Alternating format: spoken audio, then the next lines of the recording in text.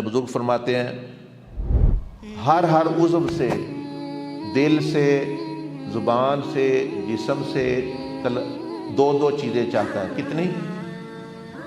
دو چیزیں۔ تو دو دل سے، دو جو ہے زبان سے، دو جو ہے جسم سے، اور دو آپس کے تعلقات میں، یہ کتنی ہو گئی؟ 8۔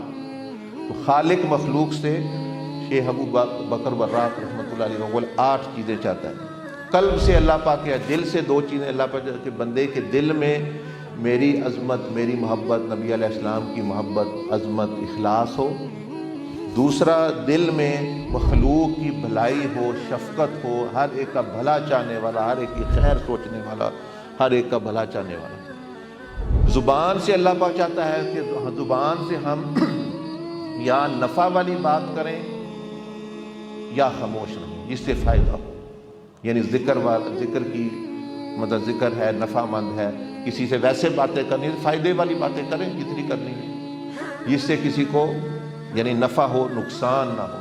زبان سے 2 چیزیں، اپنا ذکر اور بندوں کے فائدے والی باتیں ہمیشہ، باقی یعنی خاموش ہو۔ اور مخلوق سے یعنی بندوں سے نرم زبان اللہ پاک چاہتا ہے ابھی بات ہے۔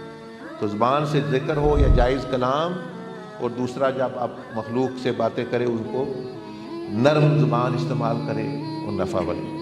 اس طرح جسم سے اللہ پاک کیا چاہتا ہے؟ جسم یہ جو ہاتھ ہے، آنکھیں ہیں، ٹانگیں ہیں، پاؤں ہیں، پیٹ ہے، اس سے اللہ پاک یہ چاہتا ہے کہ اس سے میری عبادت اور نبی علیہ السلام کی یہ سنت پر چلے کسی۔ اور دوسری چیز یہ کہ مخلوق کو ان سارے اعضاء سے فائدہ ہی پہنچائے، ہاتھ سے کسی کو فائدہ ہی پہنچے، نقصان نہ پہنچے، آنکھ سے فائدہ ہی پہنچے، آپ کی بات سے فائدہ ہی پہنچے، آپ جس طرح رزق کما رہے ہیں فائدہ ہی پہنچے۔ اور 2 چیزیں اللہ جل مجدہ بندے سے چاہتا ہے کہ آپس میں جب ہم تعلقات رکھیں تو 2 چیزوں کا خیال کریں۔ ایک یہ کہ کسی سے اگر چھوٹی موٹی تکلیف یا کوئی اس طرح کا غلطی ملتی ہو جائے تو صبر کرنا، مخلوق کی طرف سے جو اعزاز ہے صبر کرنا، اللہ پاک آپ کو اپنے پاس سے یعنی بدلہ دے گا۔